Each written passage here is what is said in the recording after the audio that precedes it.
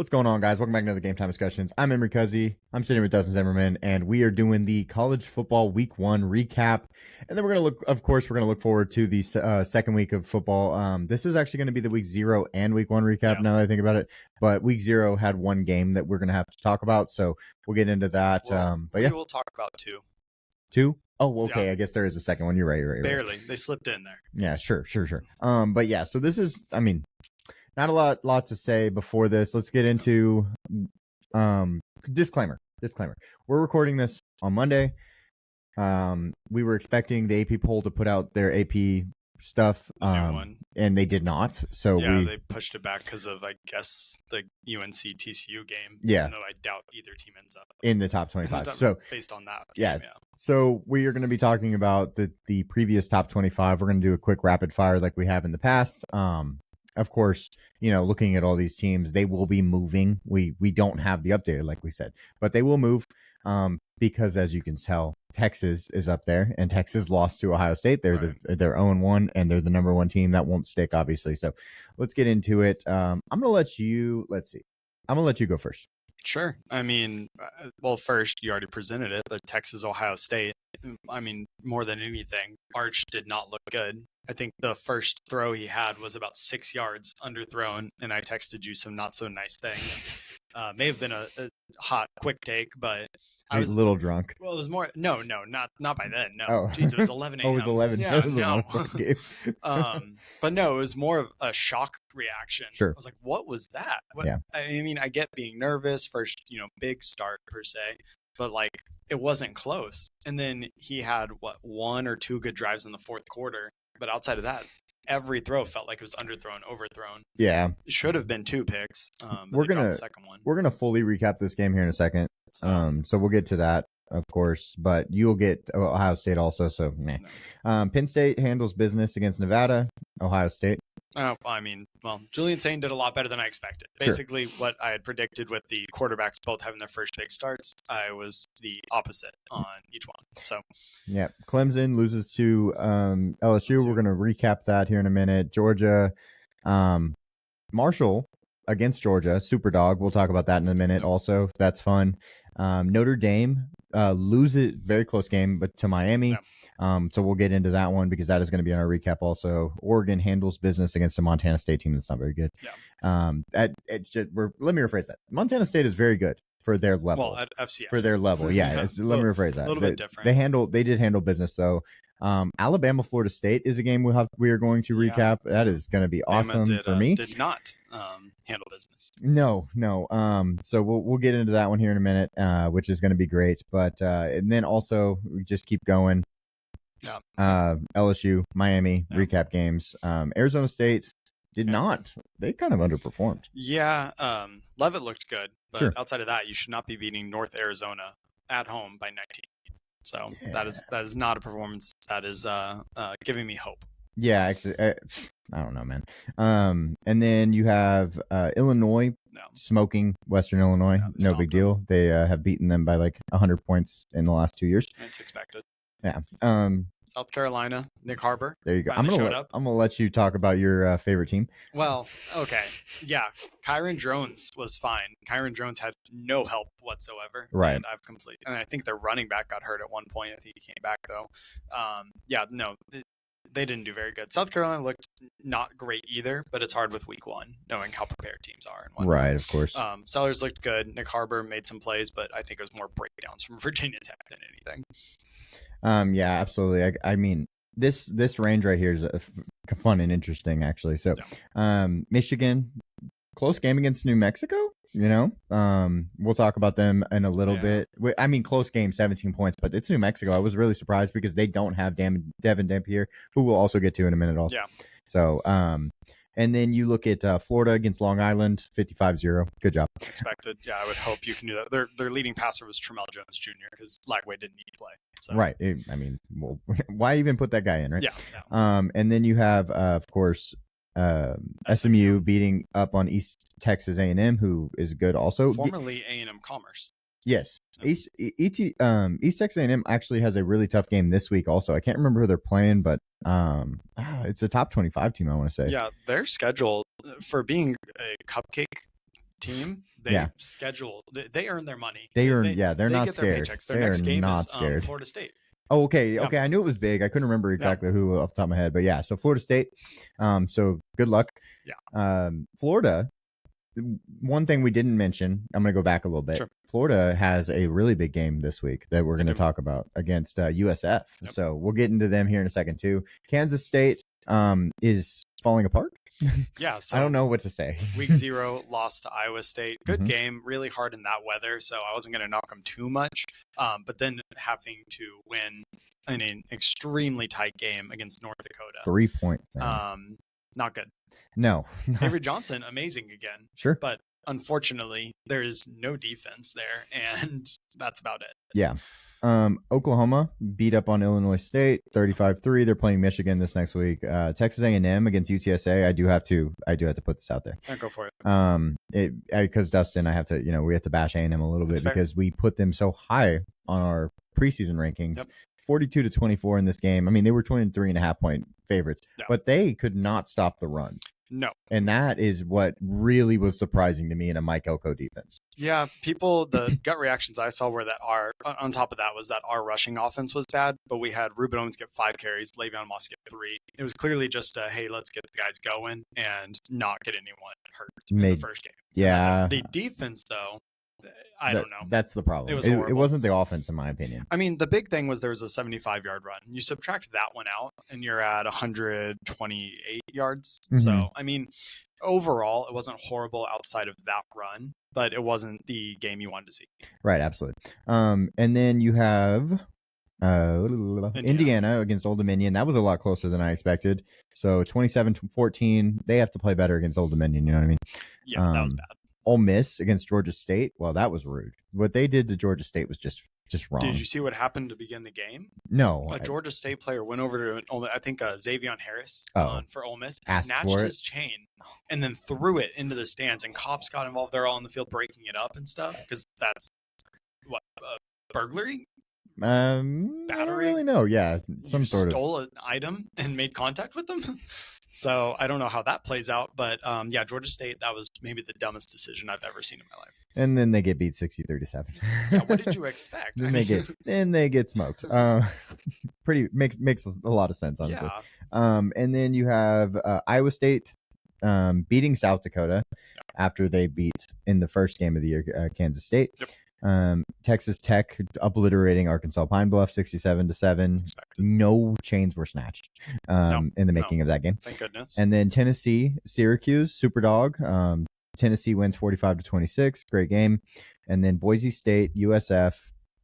USF is them. Byron Brown is him. Yeah.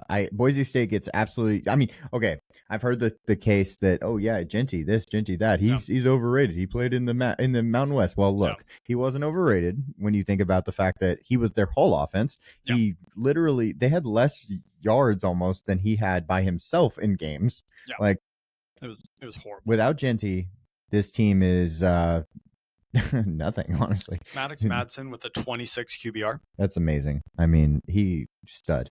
Cam Camper's gone, but I don't know what to say. Boise State 34-7, you got to get your stuff figured out. UNLV might actually win the Mountain West. I mean, at this point, my take is Boise State's out of the playoff. You can't There's lose no way. to USF by 27. And even if they went out the rest of the year, I have a hard time saying, we can forget that first one. No, that was embarrassing. Yep, that was pretty bad. Okay, so that is our AP rapid fire. Let's go over to the look at the games from week 0 that mattered. Ready? There's one of them. Iowa State finding a way, beating Kansas State. Great game, honestly. It was fantastic. Raining. It was in Dublin. No hash marks. Raining. Who needs lines on the field? Right? Yep. And then a fight ensuing between Avery Johnson's dad and brother after the game. Man, you can't ask for more. Yeah. So it was so funny because the first headline was just Avery Johnson's dad gets in fight. I was like, okay, someone got too drunk, started talking mess and stuff. And then the second story, it was his brother. Oh, well, honestly, Family Feud, baby. Okay. But doing it in a different country is a whole other thing. It's not that okay, don't commit violence, but definitely don't do it in public after Your son just got embarrassed when he was supposed to be this crazy Heisman runner, according Right. to some people. And then, everyone's on Twitter now. Like, what are you doing? You got to be smarter than that. Right. Absolutely.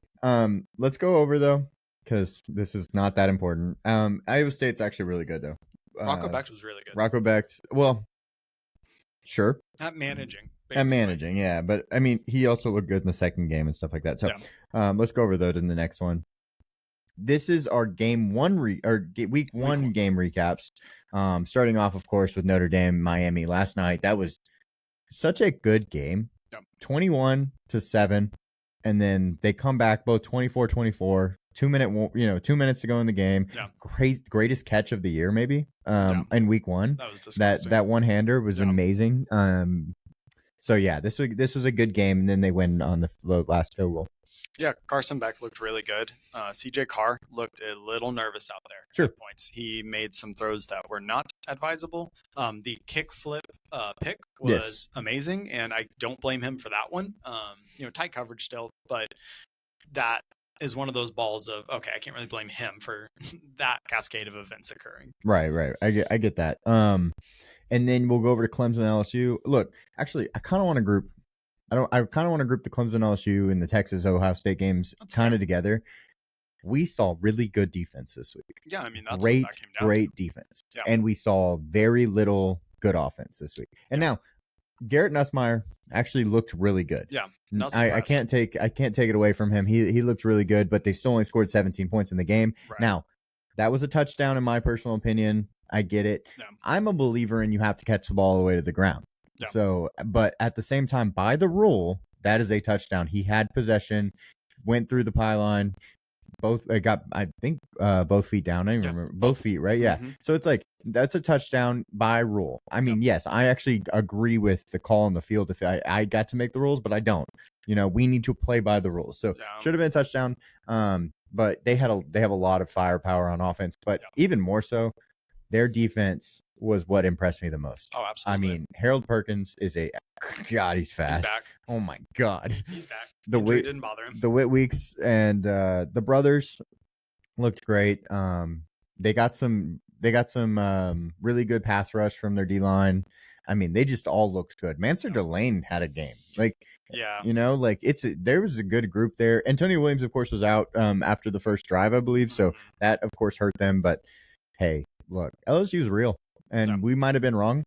We thought it was Brian Kelly was our biggest issue with this team. And also maybe not thinking Nuss could figure it out. And they found a way. Yeah, I mean, I think this will come again. Week one, we don't want to be too bold, but I do need to see him make sure Clemson didn't underperform greatly too. I need to see that because again, they still did only score the 17. Cade Klubnik didn't. I mean, I don't know what we were doing. I mean, it was so sad. I saw a stat that in his last 4 games against SEC opponents, he has 0 touchdowns and 7 picks. Well, that is accurate based on what I watched the other night. So. Texas and Ohio State, kind of similar in the fact that there was very little offense, a lot of defense. Texas's defense looked good. Ohio State's defense looked really good. We just had really bad offense. On top of that, though, like Arch, like you said, Arch was not prepared, in my personal opinion. I think he looked awful. I think that he looked flustered. I want to go back because I was a big believer that Quinn should start. 2 years. I've said that multiple times on this podcast. I'm glad Arch got to sit behind him. Well, maybe I know what I'm talking about a little bit, because when Arch came out of high school, he wasn't like, he was a touted prospect. He was a Manning, but at the same time, if you look at his record, he wasn't necessarily just an all-time winner. Yeah. I'm going to make a claim right now. Okay. I think he is just like Justin Herbert. I think he's Justin Herbert in the way of like his mental. I don't think he's a loud leader. He's a quiet leader like that. Yeah. I think he has all the arm talent. He's got the size, the athleticism like Justin has, and like all the ability to throw the ball. But my problem is sometimes Justin, just like in the playoff game last year against Houston, where he threw more picks than he did in the whole regular season. Yeah. I could see that same thing happen to Arch, because I think mentally, maybe he I don't know that he's a competitor. And sometimes when you're given everything all your life, and I don't mean this in a bad way, but like, he isn't a Manning, and he's told he's good. He's told he's good. He's told he's good.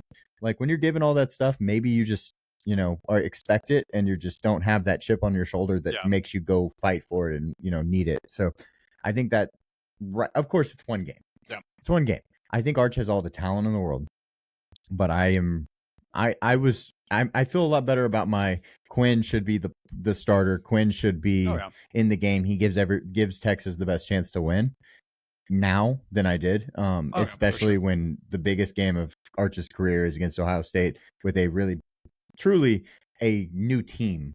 16, new starters on that team. Yeah. Like I'd expect a little bit better. Yeah, I question also the development over the offseason. Sure. Because his mechanics and whatnot just looked off. Yeah. Especially in so throwing many the ball at the ground. overthrows and underthrows. Yeah. Just the first quarter was all underthrows, and then it's almost like he overcompensated. I don't know if it was nerves or he realized something, but then he was overthrowing. He had one good drive. Right. The touchdown drive, he had two really good throws, one to Jack Indries on the wheel, and then of course Livingstone on the fade route, which was a great ball. Yeah. But everything else, I didn't see a good ball otherwise, No. Except for actually the last throw he made where Jack Hendricks caught the ball and he was getting sacked. Yeah. That was a great throw. Oh, the little 3-yard. Yeah, the 3 that was a great throw. Let's be honest. He was had a guy hanging off of him. Right. No, but great play. The problem is it was exactly what Ohio State wanted, was dump it off because Hendricks was debatably being held the whole time. So yeah, for sure. So I think that the development needs to come through. Julian Sand just had to manage the game. I think that there were definitely lapses also. There was a play where I thought that he should have thrown the ball that was the play was designed to go to Jeremiah Smith down the field. He didn't throw it, and I was a little annoyed with him. Was that the Max Clare one? Yeah, when Clare dropped out of bounds. First quarter. Yeah, and I'm like, hey, like we had to make that throw, but there was a lot of things I think you can build on. Yeah, and I mean, they have a defense that can hold Texas to 7 points. Yeah, it's okay if you have some growing pains, Right. But Texas also, Arch has a little bit of growing pains that he is allowed to get through since they held Ohio State to 14 points on the same breath. You know what I mean? Yeah, and I mean, there's the debate of which of those growing pains is worse. If Arch's mechanics really are off versus saying just learning how to progress better and not, quickly react. Yeah, there's throw the who's more fixable, right? Yeah, exactly. I get it. And I feel like it's almost saying in that situation, with the confidence he has in the defense now. But at the same, but the same problem is Sand wasn't asked to do much. It kind of like was the JJ McCarthy effect. He had only 20 attempts. He only had 126 yards. Like Arch had to do stuff because they were down basically the whole game. Right. You know what I mean? Right. Which, a guy I have to shout out because wow. He played his butt off. Arvell Reese. Yeah. I didn't even know this name. And this man just goes out there and he makes big play after big play. Yep. He makes a massive tackle on 4th down and 2. And then he gets a big sack late in the game. Like, dude was everywhere. Yep. Big fan of his already. He's a junior. So he could come out this year 6'4", 243. He was a stud the other night, though. Yeah. Separately, let's go over to the Boise State game. We already kind of alluded to it, but 34-7. Like, now Cam and me were talking about it, and like Cam was making the point that why are they ranked? And I'm like, well, they only lost 2 games all year last year. Like I think that they was Oregon by 3. Yeah, so. And then Penn State. Right. Like I think they deserve to be ranked. Sure. I think 25 is kind of the cop out. Like just put them in somewhere. They got to be in here. But losing such an electrifying player like Ashton Jeanty, and now everybody realizing what the difference was with or without him, really is important. Byron Brown is legit.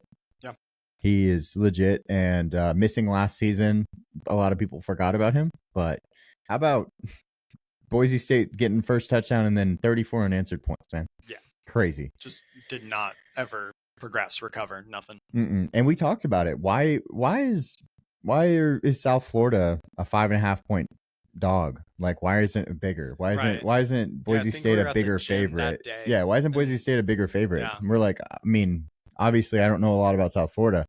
And then Byron Brown comes out and he's like, this is why, buddy. Yeah. This right here. Yeah. I'm him. South Florida was getting beat up the last several years, but they seem to have turned it around quickly. Well, it was a big turnover thing too. Like Boise State had the 3 turnovers. South Florida had 0. Yeah. If you just talk about total yards, Boise State had more. First downs, Boise State had more. they were just in possession a lot more. It's just they could not stop Byron Brown when it mattered. And they just kept getting, like, efficiency matters, right? Yeah. So, yeah, I think it's very important to shout out the 3 turnovers by the defense also. Absolutely. All right, guys. You know it. Come on. Florida State for the Natty. What's up?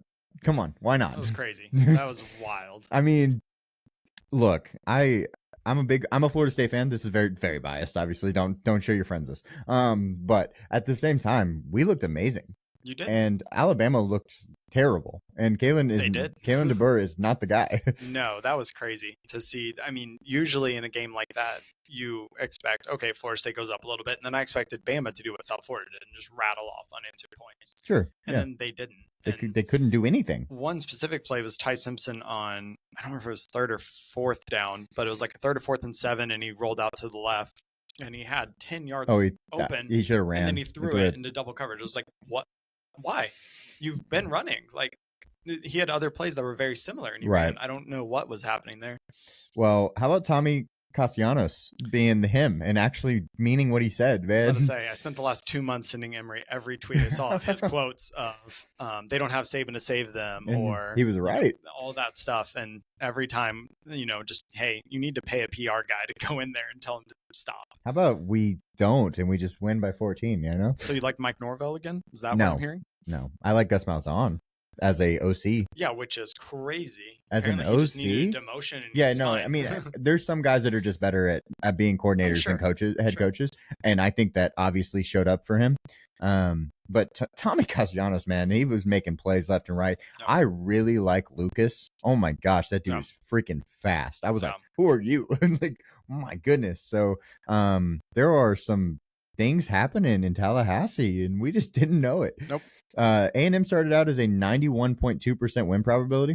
Who? I mean, sorry, Alabama started out as a 91.2 win probability. Yeah. We were plus 450 on the money line. Yep. Just get out of here. Get out of here, man. Insane. So, yeah, Florida State's going to win the national championship, and y'all are going to get everybody else. Can't argue it yet. Well, there's 2 teams that looked really good this week. It was LSU and Florida State. Yep. And, like, in a way, like, where they played somebody that mattered. Right. So those 2 teams definitely are going to get a big bump, in my opinion. 100%. Alabama's defense looked awful, looked atrocious. I felt like, and I'm not an LT Overton fan, but I just think production and stuff like that. A lot of people have him as like the top 3 D lineman / edge in the class, and I'm like, look, I can't get behind it. I just can't, and I felt really good about my stance on him this weekend. Now, there are a lot of other things I didn't feel good when I say that Alabama might be my favorite defense in all of college football. I did not feel good about that stance. Well, I mean, PFF had them top 3. Yeah, everybody else did too. The top 3. Yeah, everybody else did too. That was a bold take by any means. No, but like, golly, they look terrible. It was effort too. All effort. Nobody was chasing anyone down. People on the backside weren't hustling over to the opposite sideline. Nothing. My favorite play was when LT Overton tackled that blocker. Yeah, at the really goal line good, instead of the guy with the ball. Yeah, that was solid. That's my favorite thing. Yeah. But yeah, it's we looked really good, and I'm really happy with it. Let's go over your super dog. So close. Okay. We didn't obviously make a video for this prior. We actually put this in our Discord, so we have a private, like, we've talked about it. Dustin had Syracuse at 13.5 as his super dog. I said Tennessee was going to win by 14 minimum, and I had them as one of my favorite picks of the week. As you can tell, I got the right side of that. You did. You just thought Tennessee was bad. I thought Joey Aguilar wouldn't. I thought he was going to be more game manager and not electric, and he was electric. Yeah, I mean, he's a runner. Really He's real good, yeah. So, and Syracuse just did not capitalize either. Mm-hmm. Too many times they missed balls that should have been big plays. Too many times they just let Joey Aguilar do whatever he wanted. And, every time they started to mount momentum, they would get a penalty or fumble or whatever. Yeah. So, it was one of those ones, even if it being a 19-point game, it truly felt like it was more than that. Yeah, I actually really dominated that game. It was 20-45. And then Syracuse put up their points and then went for 2. But yeah, it wasn't really ever close in my personal opinion. No, it wasn't. But yeah, so 13.5, Dustin loses his first super dog of the year. But guess what, guys? Guess what? I said look, it's okay. We don't care what the point differential is on what our super dogs get. It just matters that we win, right? A win's a win. A win is a win. How about 38 points? 38 and a half points given to Marshall, 38 points for the win, right? This felt very scary as the game went on. And Marshall finding a way to score a touchdown was huge for my side of it. Georgia looked great. They're obviously very good at football, but they're actually 0-13 now and 1 at these types of games because they just don't finish games like this, like at 50-point games. So I felt good about it. I mean, it's one of those where you don't care. Kirby Smart doesn't care. He's won too much to care if they win by 50 or they win this game by 24, as long as he's happy with what he put out there. Sure. Yeah, absolutely. And so it makes sense. Yeah. Let's go over to next week. Oh, no, sorry. Team spotlights. Hey, Dustin's least favorite team. Thinks they should be in the FCS, basically the Utah Utes. No, my least favorite's UNLV. Oh, you do. I hate UNLV also. Okay, but the Utah Utes 43-10 win over UCLA. Yeah, I'm a big fan of this team, and I had them going 10-2. Yep. And I feel really good about that right now because they smashed UCLA, and Devin Dampier is him. Yeah, I've never seen we've seen Johnny Manziel, we've seen like guys like that like move in the pocket like that. Devin Dampier could do it. Yep. He doesn't have the arm talent that those guys had, but it doesn't matter. No, yeah, he made everybody look stupid. That Nico looked bad. Nico did not look good at all. Yeah. So that is, and UCLA can't fill their stadium. Part of that's because LA traffic and just how they have the infrastructure set up there. So USC has had that problem for a while too. Mm-hmm. Especially those 2:30 games in California heat. I really don't blame anyone for not filling that stadium. No one went. But it's going to be really hard for Nico to build up his draft stock at this point. All right. Well, now I was wondering how this was going to go down. I don't have a $5 bill, but I had to put this on here. Kentucky versus Toledo. If you are in our Discord, you saw that me and Dustin bet on this game. I said that Kentucky was going to win by more than 10.5 because they're an SEC team. I think Toledo is really good. Don't get me wrong. Maction all day long. I'm all about it. But I just thought, there was going to be a difference in ability. Well, I was wrong. We bet $5, so I will be sending Dustin $5, and y'all are all witness to it. It's very, very tough for me to get behind this because it was 24-10. Like, God, it was so close. Yeah, my buddy was sitting next to me, and he was like, "Why do you care that Toledo just scored again against Kentucky?" And I was like, "Because Emory's not really mad." That's exactly why. While you're doing that, Zach Calzada, 10 for 23, 85 yards and a pick. It's gone, guys. It's gone. So the thing with this game is, A, don't bet against Maction. That's always a good start. Sure. B, Kentucky is probably the worst team in the SEC this year. Mississippi State looked pretty good. Exactly. I've demoted Kentucky to just last in my rankings. That's fair. I don't disagree. There's no reason. I mean, in all reality, the only reason I would have picked Toledo to cover, if it was any other SEC team, I would not have taken that. Right. But based on my thought process, you were like, yeah, I mean, it makes sense. Look, like Zach Calzada, as much as I love him, he led us to beating Alabama. It was fantastic. I will forever love Zach Calzada. He should not be starting anywhere. Definitely not in the SEC. Not in the SEC. Yeah. No, I was watching that game. I wish him the best. But I was making people watch the Toledo Kentucky game because I was like, no, I need to know what's going to happen. Yep. Oh my gosh, it was terrible.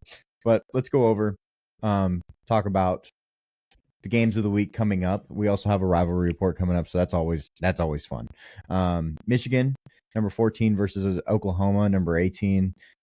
I mean, Michigan didn't look good necessarily in their game, but Oklahoma, they came out guns a-blazing, looked really good. So I mean, we're going to do picks for all these games. None of them, are necessarily strong, like confidence, but you're going to Oklahoma here. John Mateer is really good at football. Jaden Ott, like the whole group. I'm going Oklahoma. I'm going to tell you they cover that spread. I think they win by a touchdown.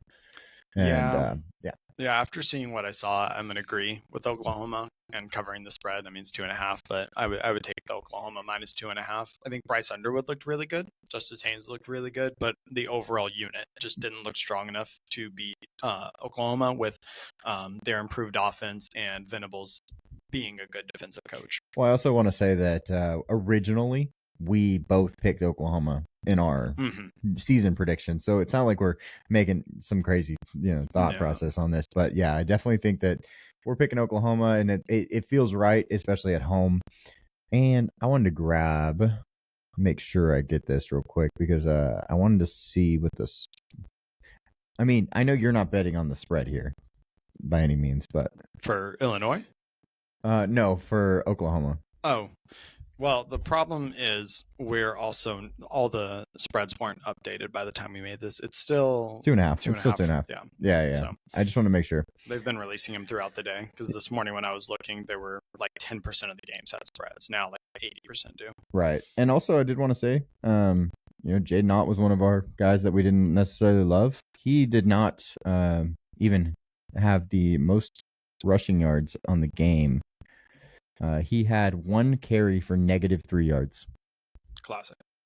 It really is, though. It really is. We said, hey, that guy, he wasn't that good last year. Yeah. Goes backwards. Yeah. I mean, it's almost like I was saying with A&M earlier, though. They had Torrey Blaylock with 8 carries. John Mateer had 7. Xavier Robinson had 8, and then 1, 7, 1. So they were spreading it around, getting guys moving. John Mateer's a good, so 392 yards fantastic passing. Let's just put it out there.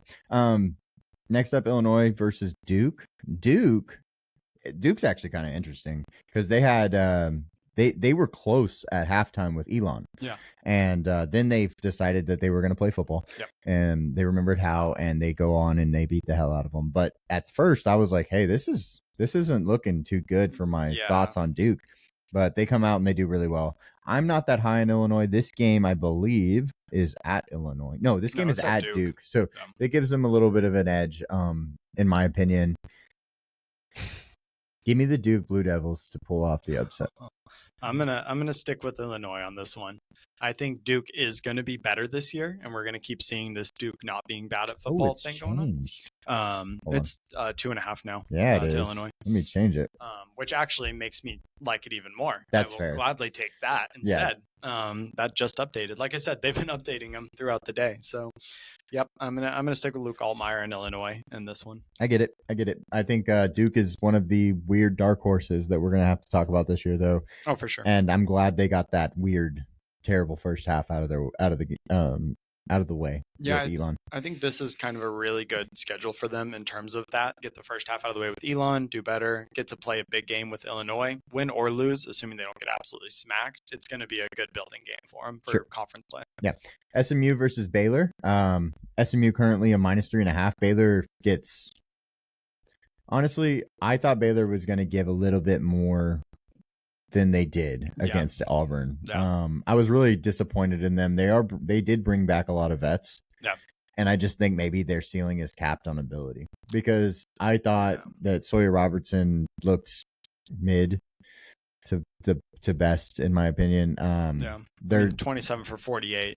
Big numbers in the yards and touchdowns, but you have to be more accurate. And their offense was just let him. He did that last year too. So I was hoping he would take a step forward. He didn't do that. Doesn't check down the ball. Washington didn't have a good game at running back.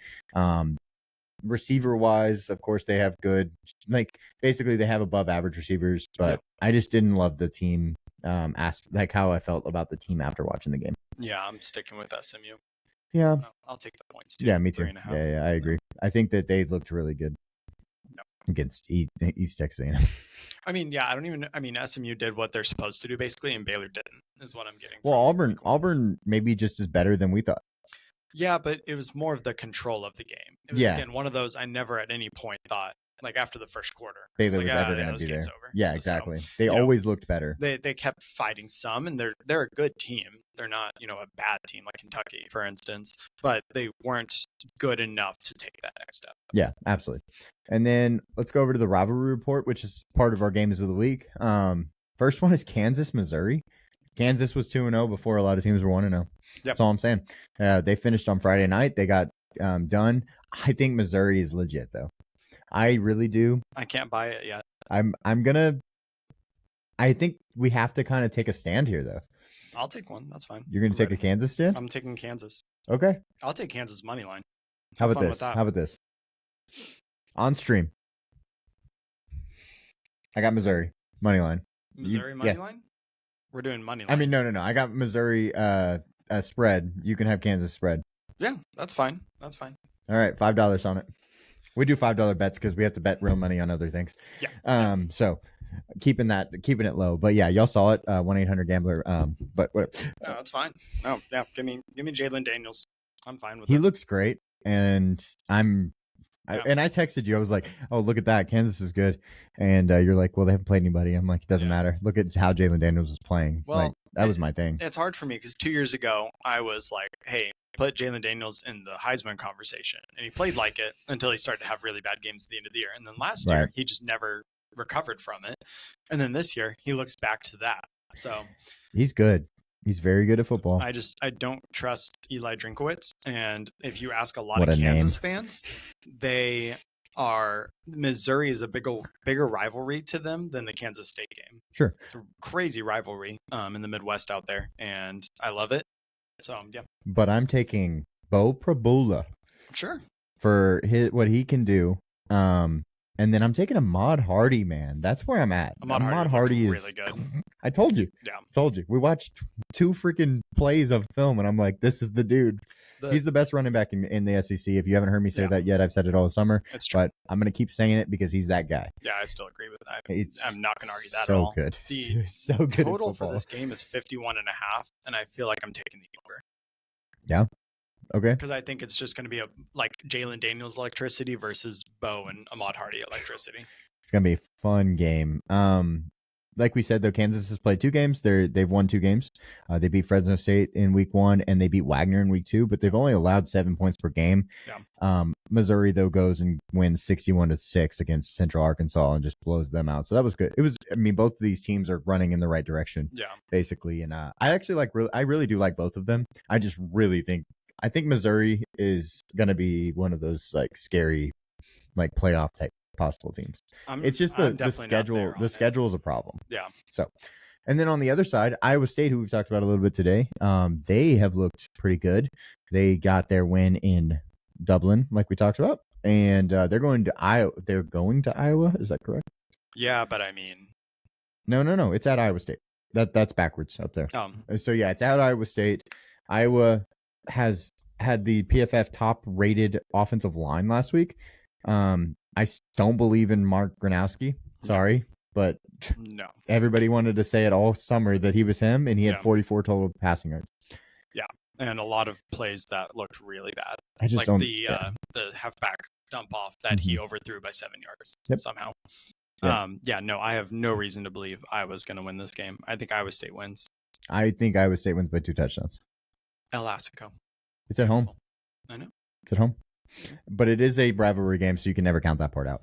Like I said, though, Iowa has the best offensive line in football, like just for a running style offense. Right. So they do, of course, have running backs every year that go for 122 yards on 11 carries. Right. That's not surprising to me. No. But I mean, with how Iowa State handled, they've played Avery Johnson in that backfield in Kansas State. And that being said, although Dylan Edwards was hurt. Yeah, it was really sad. I wish he would have played. But, even aside from that, they still handled that team well. Yeah. So the running ability of Iowa is not what scares me.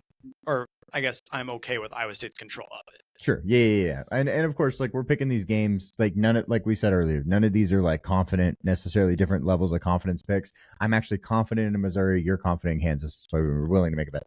I'm confident enough to make the bet. I'm much more confident in Iowa State. Oh, sure. 2.5.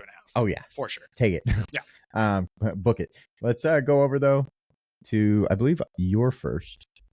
Superdog Week 2. Yep. Dustin, tell me why. USF has looked too good not to do it. And Lagway, I'm all aboard the train of rest your starters in games that don't matter early in the year. I get it. Lagway didn't even have the most passing yards on the team. You don't want him to get hurt. Right. His injury concerns still concern me. And, I get not playing him much, but I feel like you need to play him some more because he's got some experience, but he's still been hurt for a lot of it too. Mm-hmm. USF looked really good. And I don't think USF wins this game by any means, but I think they stay in it and play well enough to keep this from getting out of hand. That's fair. I agree. Actually, it's so tough. Yeah. It's so tough. I don't know that I would take this line, but at the same time, I completely get it, especially because it rolled over the 17 threshold. Right. where you get the 2 touchdowns and the field goal. Exactly.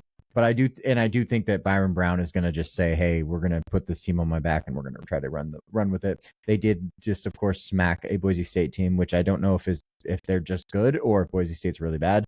Right. I know Florida's good. Yeah, and Florida's good. The problem is, I think the trenches are the biggest difference for me that really makes me nervous. Yeah. Because offensive line for Florida is legit. Yeah. The defensive line for Florida is legit. Sure. And that makes it really hard for me to bet on a team from a non-power force conference. Oh, absolutely. When you're going up against that type of offense and defensive line. Sure. I think Byron Brown's dual threat ability somewhat neutralizes a really good defensive line. Right. We saw it last year when Florida lost because of Marcel Reed just being able to run, and they did not handle it well. Right. So I just think USF, like I said, they're not going to dominate this game. They're not going to win this game. But I think they can keep it close. I think we're probably looking at like a 10 to 14 point game. Sure. Let's go to the next one.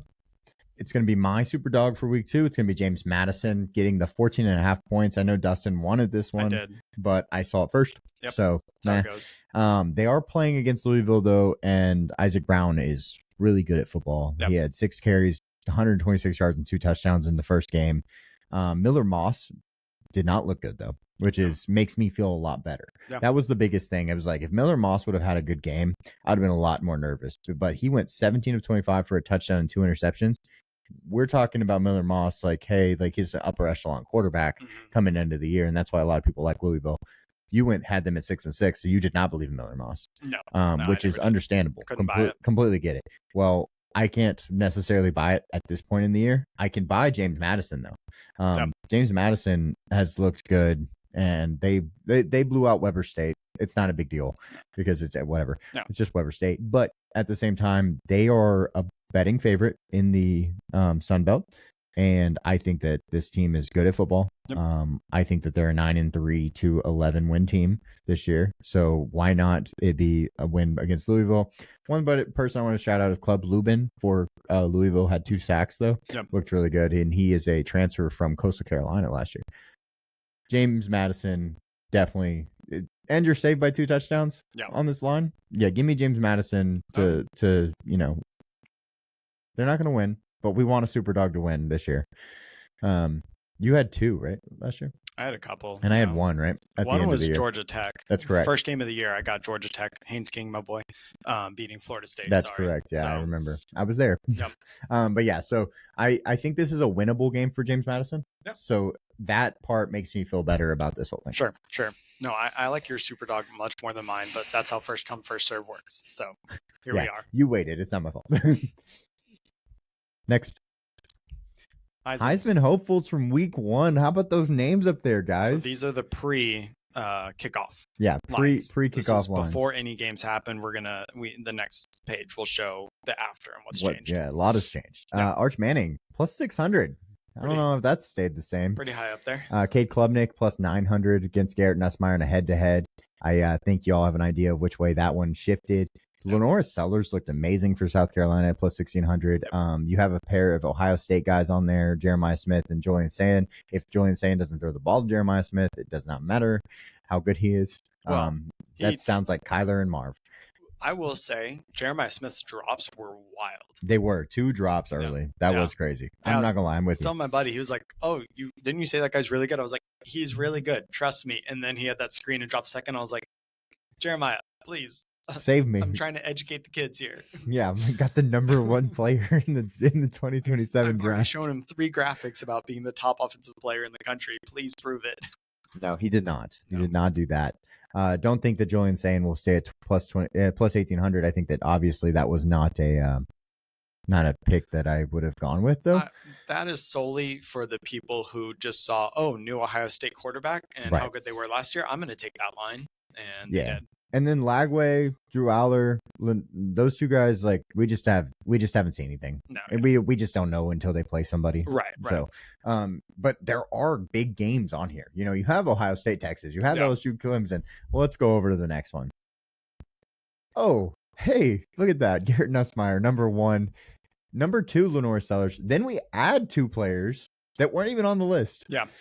We get Carson Beck at plus 1,100. looked good against a really good secondary in Notre Dame. I thought it was solid. No, he impressed me way more than I expected out of him. I was Sure. not as high on him, and he very much disproved that. Well, I actually, and I kind of fought for him a little bit throughout the summer. Yeah. It's like he played on a team with the most drops in the NCAA last year with no receivers. Well, guess what? Give him some receivers. How about Zachariah Branch from taking that ball to the house? Oh, for Gunner? Yeah. That was crazy. Oh, sorry. Yeah, my bad. That's on the next one. I'm sorry. Carson Beck Sorry. had Zachariah Branch. Sorry, I meant Carson. I was gonna bring that up for Gunner and it just got in my head. Carson Beck, for Georgia. See how I got that messed There up? you go. But Carson Beck had that one-handed catch, which was freaking crazy. Might be a catch of the year. And early candidate and deservingly so. Yeah, he played really well throughout the game. He handled himself. He found a way at the end of the game to get a field goal to win. Yep. Like all the things that you're like, hey, like this was a good quarterback. Find ways to win. Yeah, that's what you do as a quarterback. And then Gunner Stockton, he should probably not be plus 1,200, but at the same time, I get it. They played Marshall, guys, and Marshall literally transferred out 50 plus players, right, to Southern Miss. Like it's not like we're expecting Marshall to have a game, right? But Gunner Stockton looked good, plus 1,200. He passes. Basically, the quarterbacks that were up top got passed by guys, and that just naturally some guys just trickled in. Cade Klubnik at next up, he moves down to plus 1,400. I think there's still belief that Clemson is good at football. That's why he's still there. Now, John Mateer. John Mateer is the most deserving guy on this list. There it is. I mean, it's not even a question, okay? How about the GOAT? I need to see him play someone. 392. Well, then you could say Sawyer Robertson deserves to be up here based on that alone. He also lost. I know. Oklahoma did not. Well, they and didn't when they beat Michigan and you see John Mateer jump into like the top 3, don't you worry about it. I'm in agreement. I picked Oklahoma. I know you did, but John Mateer is him. I like John Mateer. He's goated. He's going to be a Los Angeles Ram. Didn't we say that? Jackson Arnold should not be here, but whatever. That's my thoughts. He beat Baylor, had a good game. He can run too. They like that. I don't think he continues that into the SEC. No. I think you could make that same case for John Mateer. Yeah. But at the same time, I believe in the talent that John Mateer has more so than the talent that Jackson Arnold has. Yeah. Jeremiah Smith moving to 1,700. Get it while you can. Kind of thing. I definitely think he's a guy on here that will right the ship. I'm not worried whatsoever about his drops or the game. I think it's very hard from week 1 to week 2 to say who's bettable. Right. Like on this list, like I'm not betting Garrett Nussmeier at 800. That's crazy. Lenore Sellers, if he wouldn't have jumped to plus 1,000, maybe. Yeah. But geez, that's way up there. Like the only guys on this list that I think are really like worth betting on. I wonder what the first one you're going to pick is. Cade Klubnik. I'm not taking Klubnik, not after LSU. He didn't make any of the big plays. I know. Not a single. But we've seen him do it. It's one thing to say, well, John Mateer played for Washington State, and I think the problem, though, is say Cade Klubnik and John Mateer, for instance, have the same sort of trajectory the rest of the year. They both improve. We see Klubnik get back to what he was doing, and Mateer just holds with what he's done. Yeah. Mateer's looks much more impressive playing SEC than Klubnik's does playing ACC. Yeah, I get it. And that's where the Heisman voters are going to go. We'll see. I don't know that Oklahoma can have the record needed to get John Mateer to win the Heisman because of their incredible schedule. Similar, Garrett Nussmeier's schedule is super difficult. Lenore Sellers' schedule is going to be super difficult. You want to take a bet on somebody? Pick someone in the ACC. Hello, Carson Beck. Hello, Cade Klubnik. You know what I mean? That would be my biggest take on it. But yeah, I don't think up here there's a really good bet. There's probably some guys that did not play big competition that you could take a better pick on. Probably. But that is week 0, week 1 recap. Week 2 look ahead. Look, guys, we really enjoy doing this. We love these videos. But we would like it if y'all put some comments in the comment section so that we know what y'all want to watch. Because we made 10, 12 segments where we go and we rotate through them and we talk about different things. But there are going to be some great segments coming out of that comment section. If y'all put them in there, we'd appreciate it. Absolutely. Because we would love to, this content is actually, funny enough, more so us talking about what y'all want to hear more so than like when me and Cam, we go and do DFS and it's like everybody goes there for that. This Right. is very like flow type of oriented in this one. So yeah, just put it out there. But yeah, we appreciate y'all hanging out with us. Yep. Thank y'all very much. Like Emery said, leave comments or join the Discord too, because we do talk a lot in there, and that's more going to be discussion based on just different topics, or not even necessarily debate, but helping each other is what it comes down to. Yeah. Except when me and Emery are betting against each other. Well, Outside of that, don't listen to week one also, because like week one is so hard to bet when you don't know anything. Yeah. I mean, I picked Alabama at minus 13.5 to, take their spread against Florida State. But it's like, I bet a lot of people thought the same way I did. You know what I mean? So, well, last thing I'll add is shout out Lee Corso going 6 for 6 in his final, and then calling the Florida State upset. He played and coached Florida State. Sure. But no, he went 6 for 6, and every team he ever coached at won. Yeah. I mean, stars aligned. He's absolutely goated. He's so goated. But yes, we appreciate y'all hanging out with us. We will see y'all on the next one. Thank y'all very much.